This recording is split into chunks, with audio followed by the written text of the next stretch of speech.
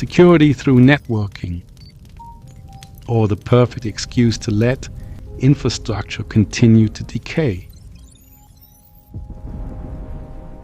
On January 21st, 2026, Germany's Bicycle Industry Association, ZIV, announced it had joined the Coalition for Cyclist Safety, C4CS. Officially, the goal is simple: improve safety for cyclists and other vulnerable road users.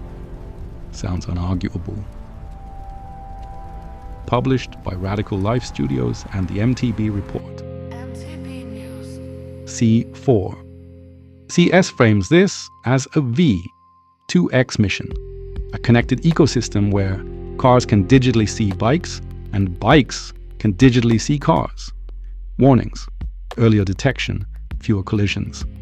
The coalition launched on October 23, 2023, explicitly as a deployment initiative, not a think tank.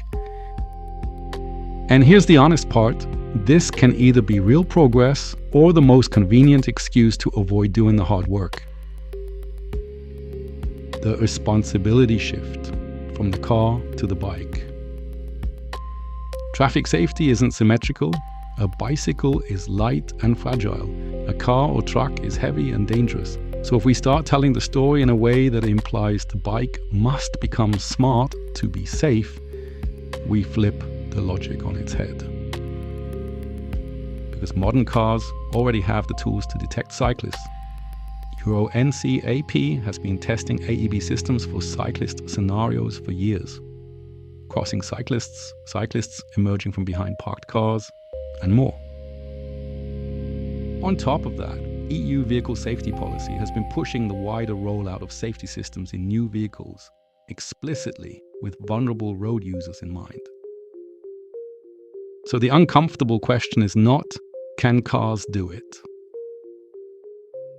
It's why we're talking as if bikes need to carry the burden when the heaviest vehicles already have sensors, computing power, and, in many cases, software update pathways. And yes, this matters politically, because the moment connected, bike tech becomes the new narrative. You can already see the next step.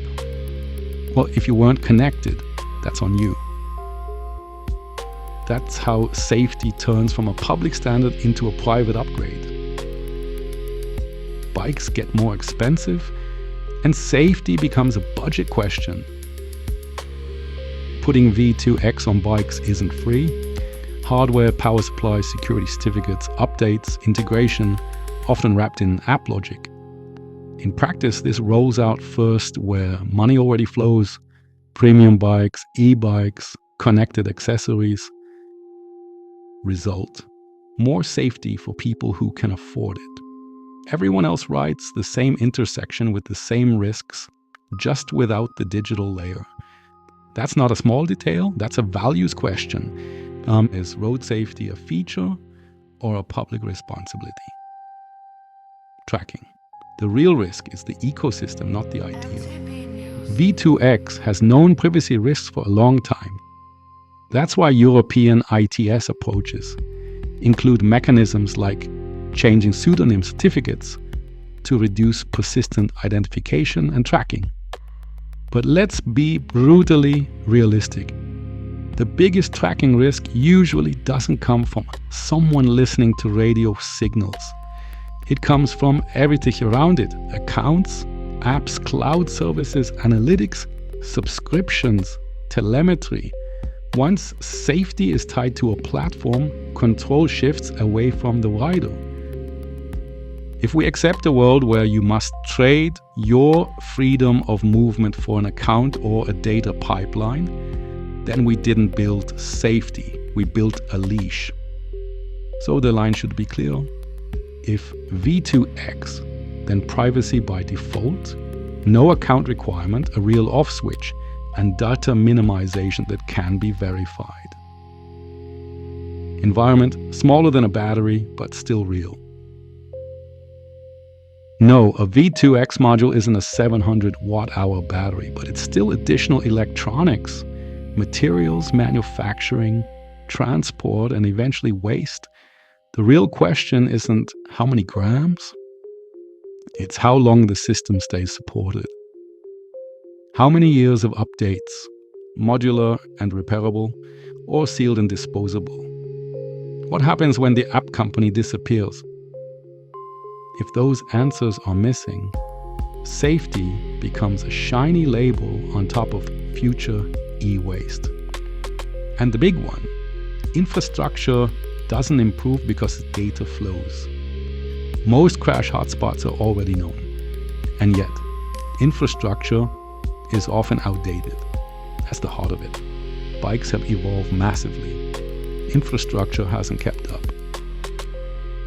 The danger with smart safety is that it invites lazy governance.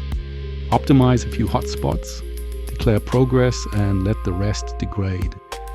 And when conflicts remain, the next move is often not rebuilding. It's restrictions, bans, rerouting, rules that push cyclists out of the way instead of protecting them properly. That would be the worst outcome. We don't make roads safer.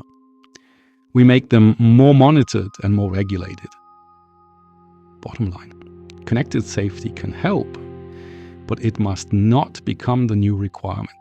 V2X can absolutely be a helpful extra layer in turning scenarios and at obstructed intersections, but it must never become the baseline expectation that bikes must upgrade so cars will take them seriously. If modern vehicles already detect cyclists via onboard sensors, and Euro NCAP and EU policy are pushing exactly that direction, then the logical priority is obvious. Improve the software and standards in cars, modernize infrastructure, and keep V2X on bikes optional, not mandatory.